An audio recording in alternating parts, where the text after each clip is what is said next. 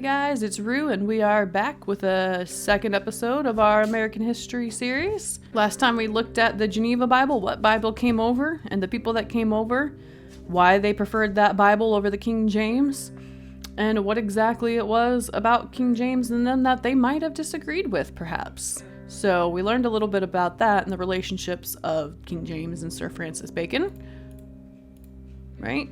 So what we're going to do today is use ChatGPT just to make this a little bit quicker and easier.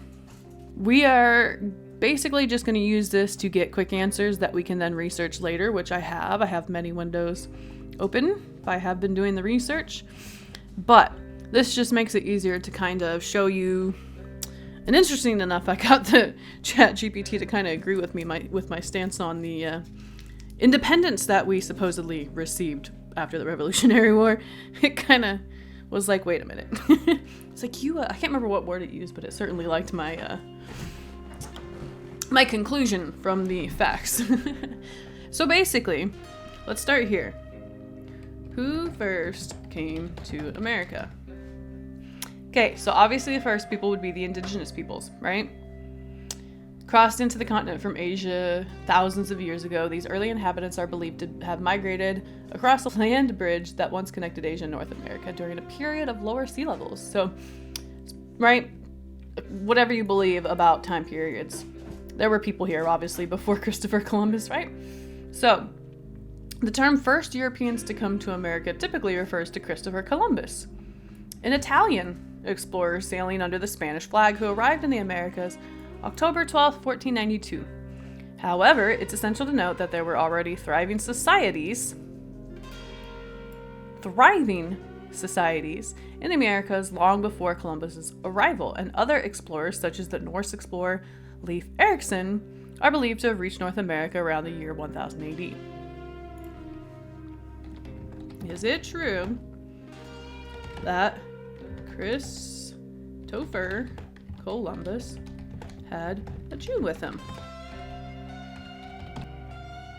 There is historical evidence to suggest that there were Jewish individuals among Christopher Columbus's crew during his voyages to America. So,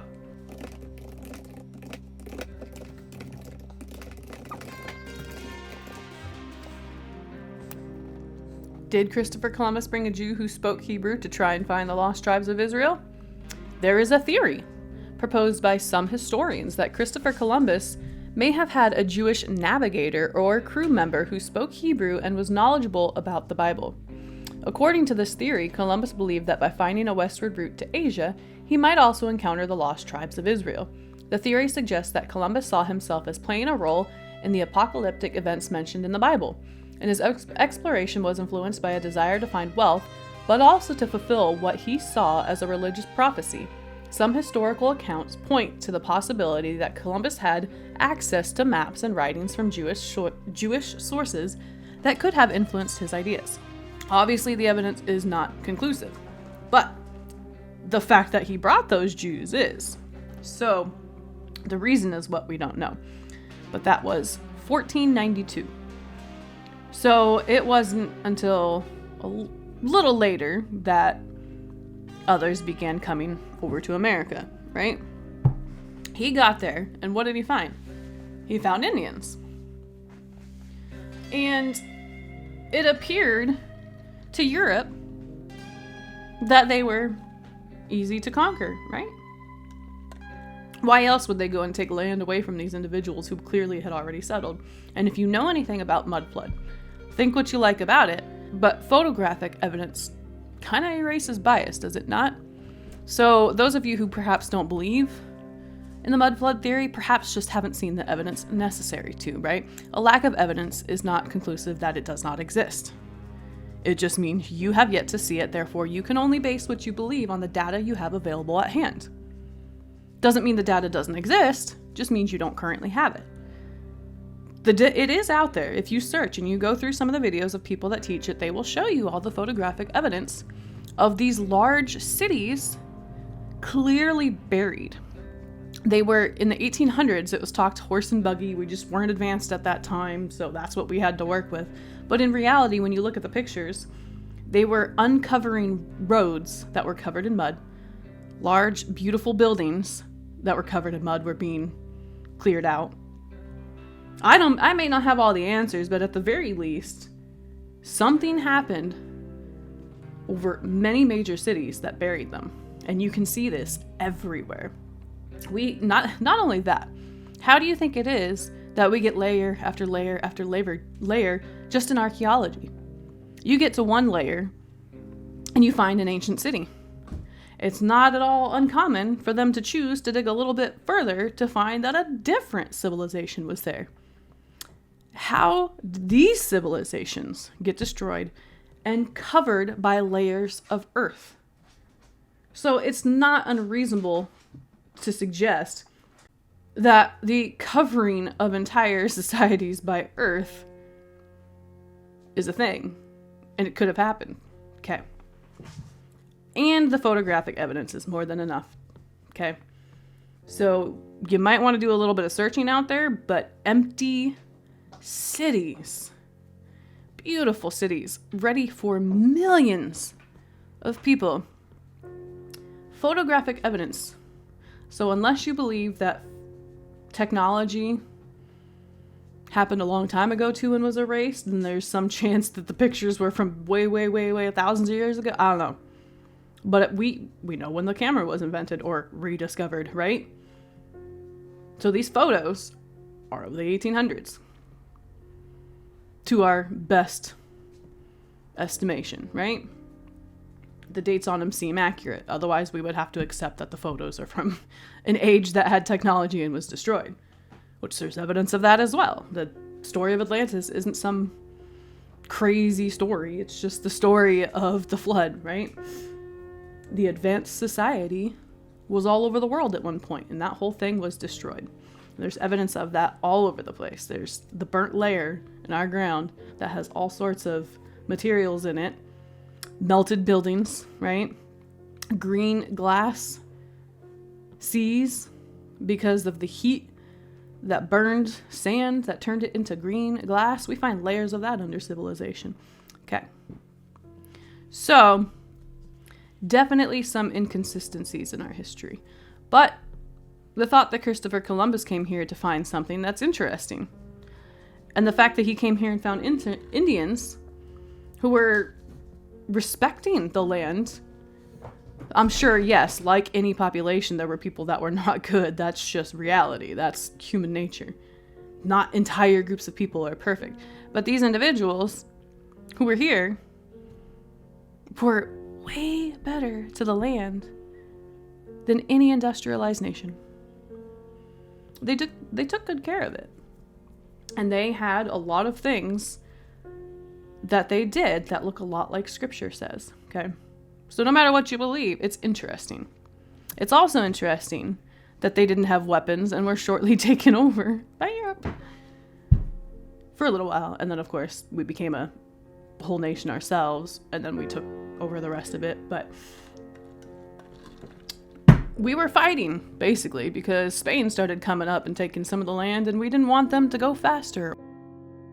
Didn't want them to beat them to the punch of taking this beautiful, pristine land. Okay. So, first of all, I wonder why Christopher Columbus. I don't know for sure, but it's definitely interesting, okay? So first him, then who?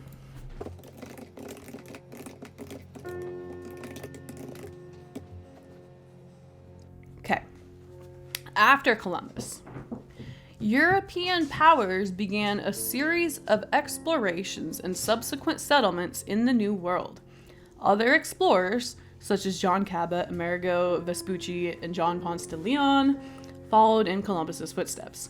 However, the first significant wave of European settlement began in the early 17th century. So in the early 1600s, the English established first permanent English colony in Jamestown, Virginia. King James was the number one basically owner of Virginia. He had the most land. He wasn't there, but he sent people because America was clean, untouched land. Can you imagine the amount of resources that would be here? What do we do to Africa? Right? So, it was about money. It was about profit and opportunity, okay? So they came here first. Now, the Mayflower came in 1620. They brought over the Geneva Bible. They didn't like what was going on with the king, but they weren't the only ones, nor the most significant group that came over. The Dutch settled in New Netherland colony in the early 17th century, and the French established colonies in parts of North America, including Quebec and Louisiana. As more European powers became involved in exploration and colonization, the 13 colonies were the 13 colonies that were created by Europe, England, Britain. Interesting. That's very important, because our whole understanding is that people came here to get away. The majority of people that came over here to escape political issues and religious, right? So that they could be free. But even the people on the Mayflower, even they were sponsored by London, like institutions, wealthy individuals. They couldn't afford. How do you think they got over? They had money? No, they were on the run. Really, everything, financially speaking, most of it, technically speaking, and legally speaking, which is important when we get to the Paris Treaty. Legally speaking, much of the land not properly, it's not a good word because it's not. Legally does not mean morally correct, okay? But legally, they owned most of America at the time. They were colonies of Europe. There were others, but come wartime, that is a very significant point to understand, okay? The idea is we came over to escape. We couldn't quite survive. We couldn't quite cut it, so we needed help from Europe. And then we tried to get free of them, and then we won our land free, and we're independent. Yay, right? And we won the war, right? And we had freedom, and we won the land. That means we own it, right? The Navigation Acts were a series of laws enacted by the English Parliament in the 17th and 18th centuries. So when this stuff is going on, when they're settling, right? Primarily aimed at regulating colonial trade to benefit England and strengthen its mercantilist economic policies. The acts were part of a broader system designed to ensure that the American colonies served as a source of wealth and raw materials for the British Empire while also providing a market for English goods. They put in the Navigation Acts because the colonies were set up by Europe. That's why it worked out. Yes, there were some people that came over to get away, which is why eventually it led to a war, but early settlements, 17th century. In the early 1600s, English settlers, including the Pilgrims, yes, the Pilgrims, and Puritans, established the first permanent English colonies in North America, such as Jamestown in Virginia and Plymouth in Massachusetts. These early colonies were often sponsored by joint stock companies or wealthy individuals seeking economic opportunities. Even these individuals were sponsored by, right? And the English crown provided charters and oversight, okay?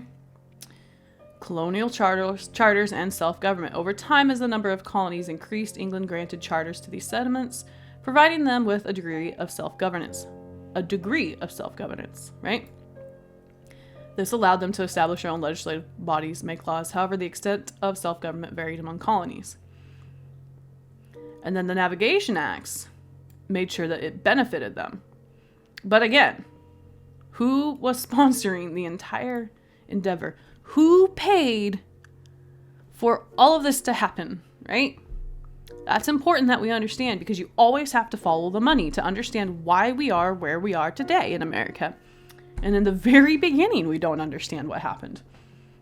So, obviously, you've got a bunch of stuff happening, but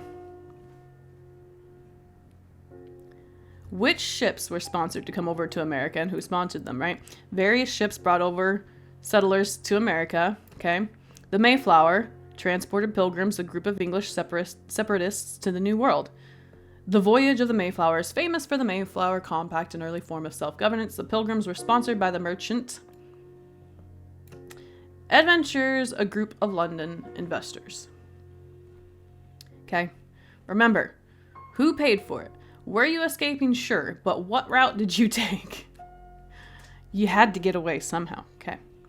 Virginia company ships, joint stock company sponsored several ships to go to Virginia. These would be King James, right? King James was the one that did a lot to that. To Virginia. Notable ships include Susan Constant, Godspeed, Discovery, which arrived in 1607 and marked the first permanent English settlement in America. While not a ship, Mayflower Compact was a document signed by the Pilgrims on the Mayflower. It served as a social contract for self-governance among the Pilgrims, because they were trying to escape and self-govern, as they did not initially have a royal charter to settle in the area where they landed. Okay, so there were these people, definitely, but the Massachusetts Bay Colony, established in the 1630s, brought several ships of Puritan settlers to New England, sponsored by Massachusetts Bay Company, a joint stock company. Obviously the Pilgrims and Puritans. Jamestown settlers in Virginia, mostly composed of individuals seeking economic opportunities. They did tobacco. Oh yeah, it does say that there. They were often funded by joint stock companies interested in profiting from the cultivation of tobacco. So basically, there was land that was usable and we could make money off of it, right? Dutch settlers, we had Quakers, and colonists, okay? Colonists, settlers in the southern colonies such as Maryland, the Carolinas, and Georgia included individuals seeking economic opportunities, such as planters and landowners. Slavery played a significant role in the southern colonies' agrarian economy. The acquisition of land in the American colonies involved a combination of methods, and the specific process often varied depending on the colony, the time period, and the circumstances. Here are some common ways people obtained land. Okay, land grants from the Crown. The British Crown would often grant large tracts of land to individuals or groups who played a role in the colonization efforts. So the efforts to colonize were people who came and were granted to do so, okay? Most of which had to remain loyal. That's why they were called the Loyalists. It was expected that if you came over here from Europe, that, okay, we're going to put in all the money, right? You're going to remain loyal to us because we're the ones that paid for this. Otherwise, you wouldn't even be over there because regular old people, right? They don't have the kind of money for that. Only the rich, wealthy people can do these types of things. So, the recipients were expected to develop and settle the land. Head rights. Under the head right system, individuals could acquire land by paying their own passage to the colonies or by paying the passage of others. In return, they were granted a certain amount of land. This was a common method in the southern colonies, especially Virginia. But again, there's that word, right? They were granted the land. From who? They were given authority by someone else to be allowed to do so, okay?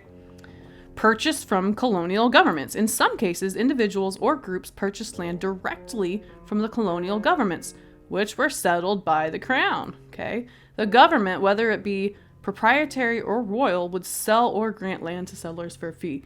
Now, don't sit here and think that I'm trying to say that Europe should currently own the United States. It's not what I'm saying. I just, for the sake of understanding something that I will bring up later, the act that gave us our independence. Because there's something in there I don't think people understand. And I'm not so sure I would call it independence or be celebrating it. And I think if people understood it at the time, they would not have allowed that to be the deal at all. So, again, purchasing from colonial, squatting in certain areas, individuals would settle on land without formal permission, a practice known as squatting. If you did go over there and you did not follow the formal means to get there and ask for permission, you were called a squatter. But some were able to secure legal title through various... Okay. You're known as a squatter until you give in and finally do the legal route to the land, okay? You could get out of being called a squatter if you get the legal land, okay? The title. which typically requires. We keep going back to this, right? Homesteading in later periods, right?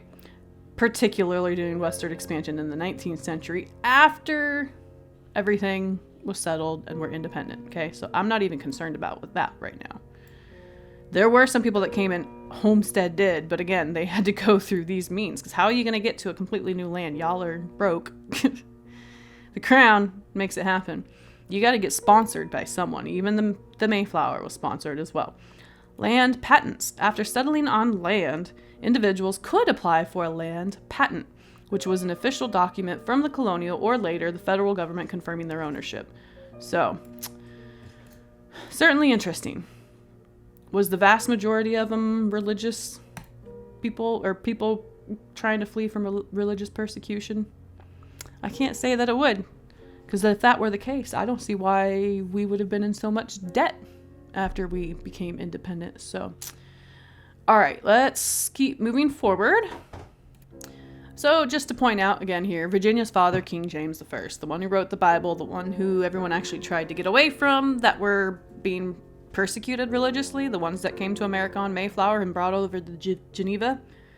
Right. This man, he pretty much settled most of Virginia. He took care of that, okay? But you can go through and read that. That is colonialwilliamsburg.org foundation, okay? Revolutionary War starts in 1775. That's over 100 years. That's over a century after we get here, okay? Well over. But that's when it kind of all starts coming down. There were some acts that, like navigation acts and stuff, that helped with taxes, a pay, you know. Europe is the one that sent them all over there. They decided to tax a bunch of stuff. I mean, it's basically run by Europe at this time. British government, England, King James, all that, right? The British government imposed a series of taxes on the American colonies, such as the Stamp Act, Townshend Act 1767, without granting the American colonists representation in the British Parliament. So again, that's where you hear no taxation without representation. So they're kind of sent over. They're told, okay, you can kind of have your independence. You're kind of like a colony. You can make some of your own rules. But really, we funded this.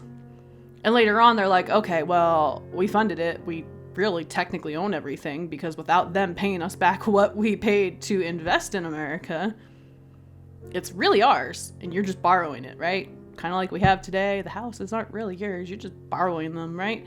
So they started taxing them. And then, of course, they're like, wait a minute, but we're being taxed, but we have no opinion whatsoever about the laws and rules going on, right? So they accept that they're kind of run by them.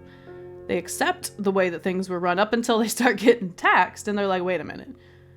Why are we being taxed, okay? Unless we are legitimately part of Britain with actual say in the rules, right? In the laws, okay?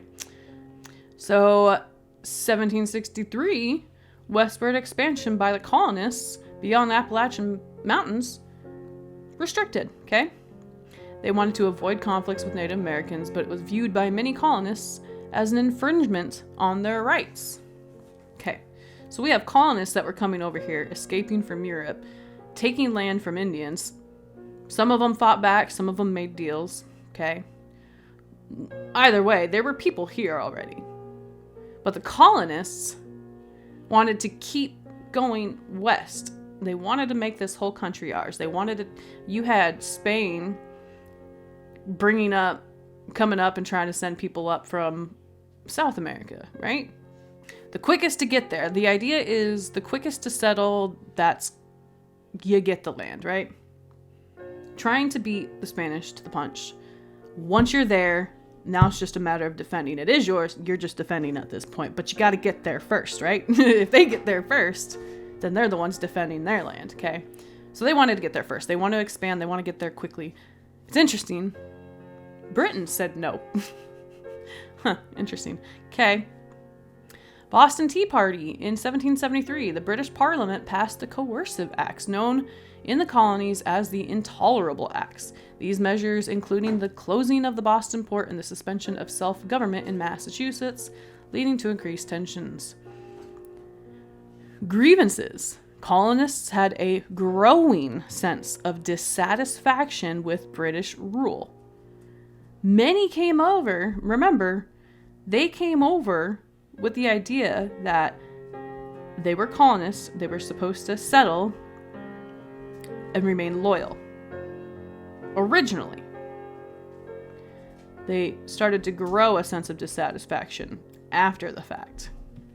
That yes, there were people that came over for reasons to get away, but at the same time, a good portion of them came over backed by Europe itself, okay? So yes, Britain, I think probably a good majority of it is Britain because they're the ones we ended up having to pay restitution to. So, Boston Massacre, right? Bunch of things happened, okay? Declaration of Independence was in 1776. We start the Revolutionary War. It ends in 1783. We fought. Many people died. And they fought for freedom from Britain, from England, from king's rule, from religious persecution, the ones who did. And, of course, some of the colonists who originally were loyalists did agree and want to get away as well, but there were some that remained loyal. But quite the, let's see. Now, with those financial aspects in mind, what land was confiscated during the Revolutionary War? During the American Revolutionary War, the confiscation of land primarily occurred in relation to the properties of loyalists, those colonists who remained loyal to the British Crown. So even if you weren't a loyalist, technically speaking, you took the path of contracts like we did with birth certificates and everything else here in America later on, many years later, right? You could have just been called a squatter, right? I mean, sure, someone calls you a squatter, but are you a free human or not? Okay? But the colonists were sponsored and sent with the agreement that they would remain loyal. Because the person who paid for everything to happen here in America was mostly Britain. The British Crown. This is who we had to settle with. This is who we had to make a treaty with. Of which it is stated that the Constitution and treaties are the supreme law of the land, and that becomes very important later in legal cases after the Revolutionary War, okay? So, the Loyalists' property paid for by and sponsored, or eventually flat out owned, but with documented paperwork from Britain, was taken from them. But these were the ones who came, okay. Again, I'm not saying Europe should own America. That's not at all what I'm saying. But the situation we're in today in America is because of this. It always comes down to money. How much debt are we in today, guys? Where on earth did the debt come from? If we're such a profitable country, we were given an unlimited credit card. The government decided to put a ceiling on that so that we didn't get out of hand, but they keep raising the debt ceiling, right? Obviously it's not an actual credit card, but essentially a line of credit for America. We have it's unlimited. That's why they can agree to raise the debt limit, because it is unlimited, technically speaking, right? We raise it and raise it and raise it, so we do nothing but continue to get more and more debt. If we're profitable and have money, why do we need to keep taking more debt? Why do we need to keep taking money off of our credit card to pay for things, but never pay it back? It's very important. We understand our history and where we come from. Why are we on a debt system? Okay. How on earth did that happen? Granted, the debt's been passed from time to time and different acts have happened later on that they would like to claim that we are no longer in debt, we're not paying restitution anymore, but Really, the debt just got passed around. Okay, so otherwise we wouldn't be in debt anymore, right? So, not all states implemented confiscation measures with the same severity, right? But essentially, they were told, if you don't become a patriot, if you refuse to back off your loyalty and join America, we're taking your land. This is America's land. It belongs to America. All right, let's go back to, before I read you this treaty real quick, let's go back to World War II, right? It was found that Germany had to pay restitution for all the damage they caused in the war. Germany lost the war, right?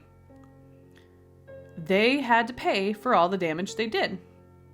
Damages in the legal term. They were required to pay damages, restitution. Usually the person who loses war pays restitution because the person who is paying restitution is someone who caused damage that they should not have caused. Because if it was damage that actually they fought for a righteous cause, they wouldn't be paying restitution, would they? All right. So now that we've got that, the Paris Treaty of 1783. The preliminary said pretty much the same thing. This is just the final one. So, of course, first of all, in the name of the most holy and undivided Trinity, it having pleased the divine providence to dispose the hearts of the most serene and most potent Prince George III, by the grace of God, King of Britain, France, and Ireland. Anyway, this agreement between these people, all right, it is agreed that these places will be sovereign, free, independent states, that he treats them as such, and for himself, his heirs, and successors relinquishes all claims to the government, propriety, and territorial rights of the same in every part thereof, okay? They relinquish the land to us. Then they give the boundaries. I'm not concerned about the boundaries, right? Then they let us know that we're allowed to fish freely. So they're telling us we have our freedoms, right? This is now our land. We will back off, okay? We'll back off from your land. You can have it. Article 4. It is agreed that creditors on either side shall meet with no lawful impediment to the recovery of the full value in sterling money of all bona fide debts heretofore contracted. Okay? The fact that you have become independent does not void your debts. Okay? Furthermore, it is agreed that Congress shall earnestly recommend it to the legislators of the respective states to provide for the restitution. There's that word, right? The states must pay restitution of all estates, rights, and properties which have been confiscated belonging to real British subjects, and also of the estates, rights, and properties of persons resident in districts in the possession on His Majesty's arms and who have not borne arms against the said United States. So long as the individuals who were loyalists did not retaliate, they were allowed to get their stuff back because they were victims. They didn't fight, but they were victims.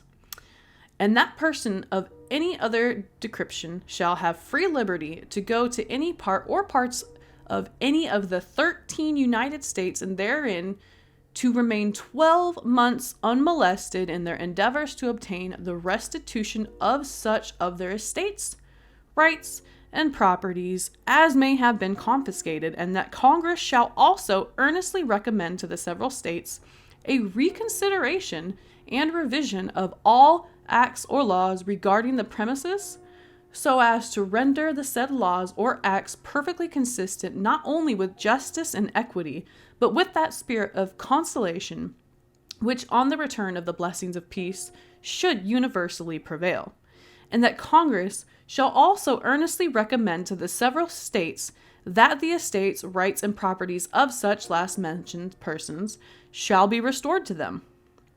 they refunding to any persons who may be now in possession of the bona fide price, whereas any has been given, which such persons may have paid on purchasing any of the said lands, rights, or properties since the confiscation. And it is agreed that all persons who have any interest in confiscated lands, again, we're literally calling it confiscated land. They confiscated land that did not belong to them, that they didn't pay for. It's agreed that all persons who have any interest in confiscated lands, either by debts, marriage settlements, or otherwise, shall meet with no lawful impediment in the prosecution of their just rights.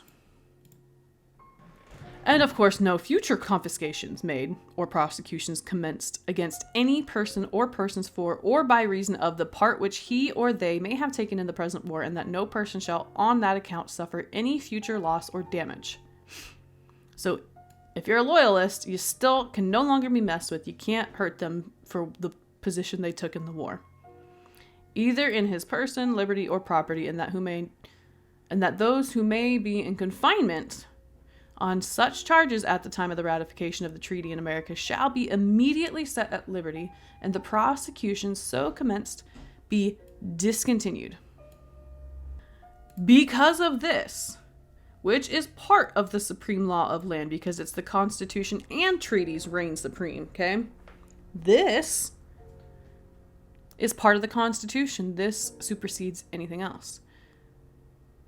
It was agreed that we had to pay restitution to Britain, or actually British subjects, but a lot of companies and bankers in Britain.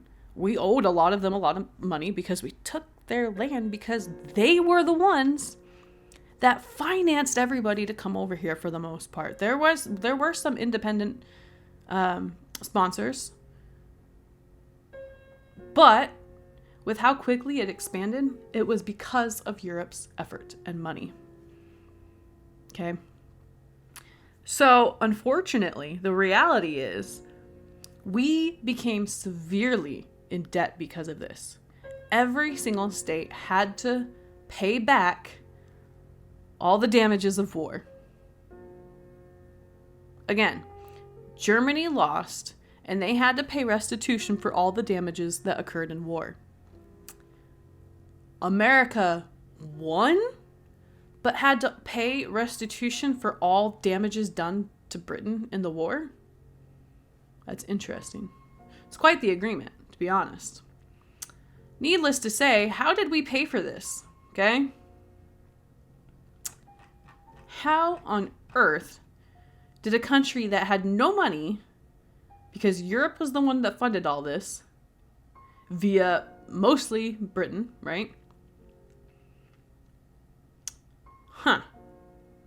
How did we pay them for everything that happened? Well, all right. So how do we pay for this, right? So the federal government eventually does decide to take up the debt. So it became a contentious matter during the debates over the location of the national capital. Alexander Hamilton, the first Secretary of the Treasury, proposed the idea of the federal government assuming the Revolutionary War debts incurred by the states. This proposal faced opposition, particularly from southern states like Virginia. In 1790, a compromise was reached known as the Compromise of 1790. So we have that act in 1790, but then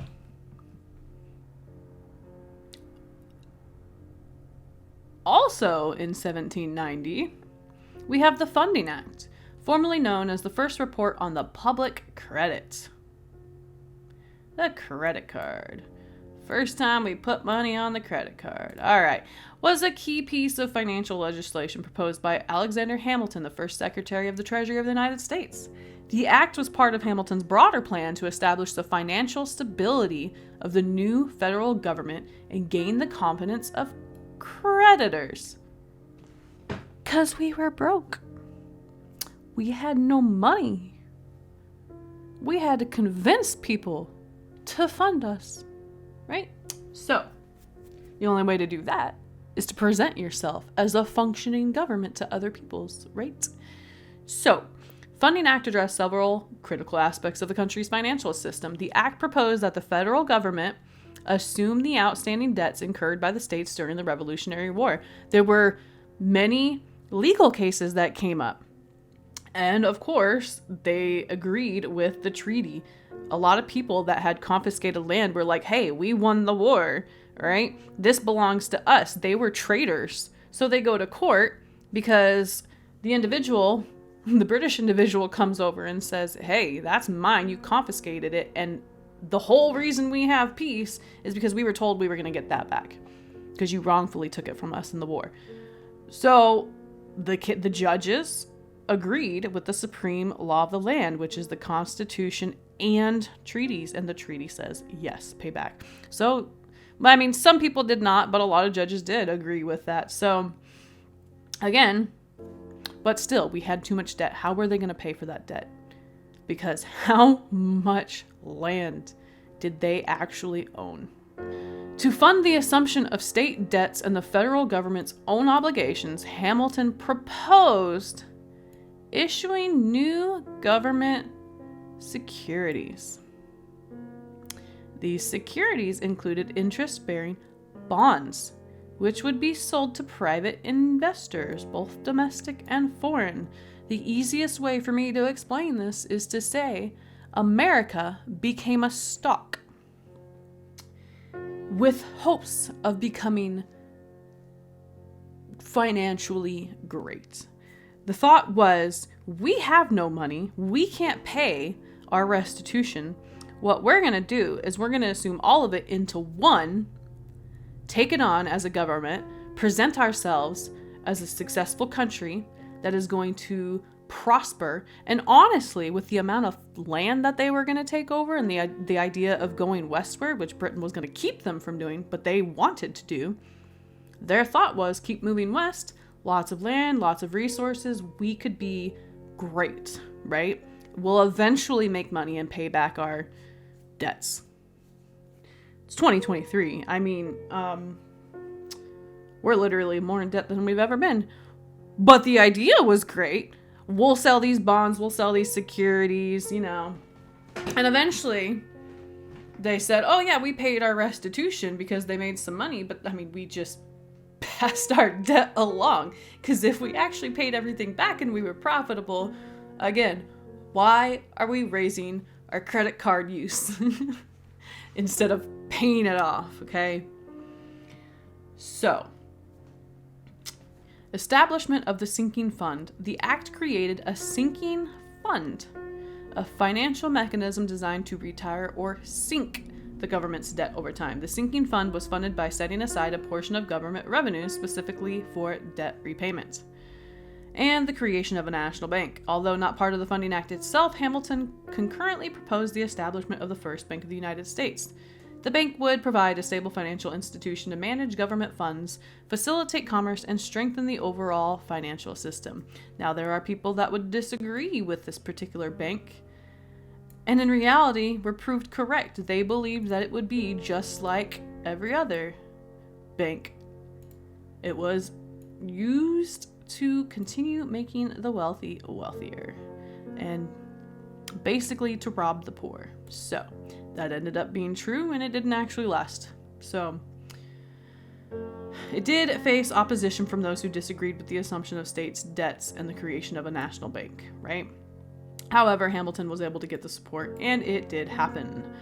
So it laid the foundation for the United States creditworthiness. Not our actual worth of what money we have, but the possibility, right, that we could have in the future. All right. So these securities that they issue, right? They consolidated all the state's credit cards into one big credit card, right? They made us credit worthy. They made us look good. Who bought the securities, right? Certainly some domestic investors, right? Private citizens, wealthy individuals, commercial banks, and other financial institutions. Foreign investors. Foreign governments. Some foreign governments and central banks invest in U.S. government securities as part of their foreign exchange reserves or investment strategy. So really, America was basically just all along from the beginning, the people came over here as an investment strategy. We became independent, and because we couldn't afford to pay our restitution, we had to become basically like the stock market, right? We had to make ourselves look like something that would be worth something in the future. But what do we mean by securities? So yes, these are like stocks, bonds, stuff like that. But based off of what? By what guarantee?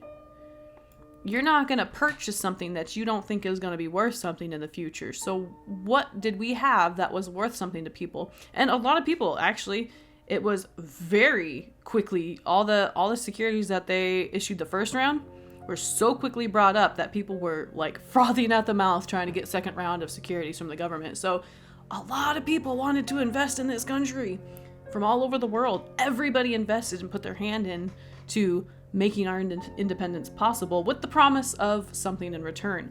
Profit later in the future. How do we profit later in the future?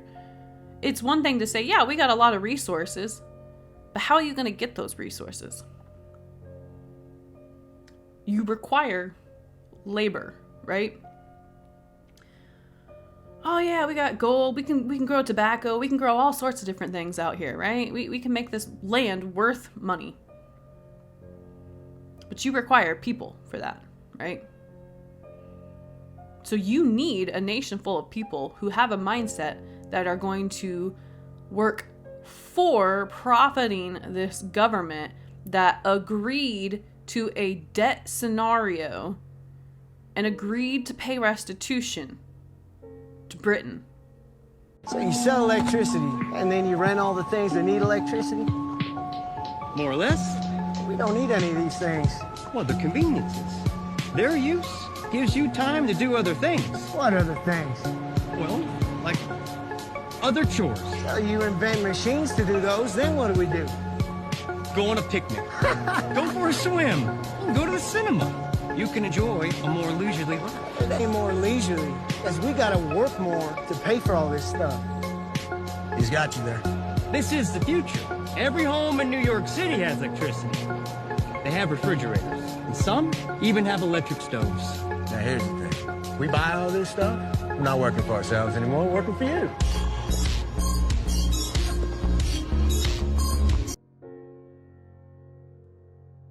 We didn't win the war. You can say we won the war because we won our independence all you want, but winners don't pay restitution, okay? If they actually believed that that land belonged to us and not those people that were loyalists because they were traitors, they would have remained traitors even after we settled the war. We would have won. We would have said, no, this is our land. You can't tell us it isn't. But unfortunately, they didn't. They agreed to pay for the land. They bought the land from anybody in Britain who no longer wanted to be participating in America. They bought it from them, okay? If you came over and you were in debt to someone because they financed your way over here, you had to pay them, okay? So, you still had to pay your debts. There was no way getting around it. So really, the agreement was forcing the citizens into working to help pay the debt because we lost the Revolutionary War realistically. Right. And then paper monies were issued, which anybody who's done enough research understands now that that is a debt system. It's always been a debt system, and any president who tried to stop said debt system and print their own personal money, not personal, but our country, that belonged to us, and try to break us free from all of these investors that were destroying our country and still are to this day, keeping us more and more and more in debt because they won't teach us that that's not lawful money. There's the only route we can go is more in debt unless we get rid of the banks, right? The only way to get out of the debt is to stop passing around debt notes, making them less and less and less valuable, and stop printing out more of them, causing inflation. We've been in this system for way too long, and everybody who's tried to get us out of it has been assassinated. That should tell you something. And it makes me wonder, John Adams, anyone who participated in the signing of that Paris Treaty, did they ask the rest of the population if they wanted to have to pay restitution? Because it seems to me if citizens were going to court to say, well, no, we won the war, didn't we? We don't have to pay them back for this land we confiscated. We won. It's ours, right? If they are going to court to fight that because they didn't understand that they had to pay it back, don't you think that maybe they weren't necessarily told what the agreement was going to be? Do you think the citizens understood at the time what the Paris Treaty was? I don't think so. Because immediately after, they acted as if they had no clue. Right? So, who on earth gave the right to these individuals? Who are these individuals? Maybe we should look into them next, right? Were they actually good people, or were they maybe plants that came in because of the uprising, because Britain saw the uprising? Perhaps they planted individuals to play a role as revolutionaries so that they could sign an agreement that ended up causing us to be detrimentally in debt for the rest of our existence. And anyone who tried to stop that from happening got killed. What do you think? Do you think we won the war? Do you think that's what Americans wanted back then? Was to have to pay restitution like a loser? I mean, at the same time, though, should they have taken land that was bought and paid for by somebody else? I don't know. It's a very interesting situation. Like, I understand that they didn't like the taxation and everything else. But I mean, many of them came over under the agreement to remain loyal. And many of them did not. I can see them being converted by maybe the Pilgrims. Pilgrims possibly converted them and helped them to see the truth and helped them to be set free. But again, the setting free, we were given the order of restitution, not Britain. What does that tell you? Legally speaking, they did rightfully own a lot of land, and we did illegally take it because we wanted to become independent and we revolted. So sure, we technically got the land, but we had to pay for it. We bought it from them, okay? We still had to pay them back for everything that they basically invested. Unless you were a traitor to the loyalists, and then, I mean, you became an American, so you just kept what was yours, right? The only people that had to get paid back were the people that had stuff stolen from them, but that's then the question. How much was taken and how much restitution was paid? However much restitution we had to pay, it was way more than we could afford, so that should tell you something, right? We had to put it all lumped together and sell promises off the working backs of the citizens of the United States in order to pay for our freedom, which we have yet today to ever become profitable from. Congress shall earnestly recommend it to the legislatures of the respective states to provide for the restitution of all things to British subjects, right, that were taken. It was not yours to begin with. We'll happily let you have whatever is yours now. But anyone who was a loyalist and y'all messed with their stuff, you had absolutely no right for it. But you can purchase everything from us, right? We made a business deal. We didn't win a war. That's not how that should have gone down at all for us to be free. And that is why we are not free. And that is why we must work, because we are the labor promise given to everybody else who bought securities in America. We have to make America worth something. Therefore, we have to work for the government to pay money to them. We have to work in unity, right? But led by who? A bunch of corrupt politicians. Beginnings of America. Not what I thought at all. Then again, really, I begin learning that literally nothing is. This is just some interesting stuff. The stuff learning about the King James Bible, learning about the peace treaty, and I can't believe we agreed to this. It's sad that this is what ended the war. And it's sad that nobody really understands the level of pain that this document caused us.